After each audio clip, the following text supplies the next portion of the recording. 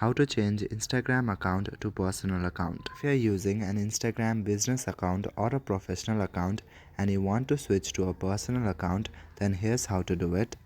Firstly, check for updates in the App Store or Play Store. Open App Store and search for the Instagram app. If you see an update option available, then click on the update option. If not, then go back to your home page and open Instagram app. In Instagram, tap on the profile picture at the bottom right corner. Now in your profile section at the top right corner, you will see a 3-line icon. Tap on that to go to your settings and activity. In settings and activity, scroll down. Scroll down until you see the section for professionals. Under this section, you will see the option Creator Tools and Controls. Click on that. Inside this option, scroll down and you will see the option Switch Account Type. Click on that. Now select the option Switch to Personal Account. Tap on this option. Now it will take some time to operate. After some time, go back to your profile page.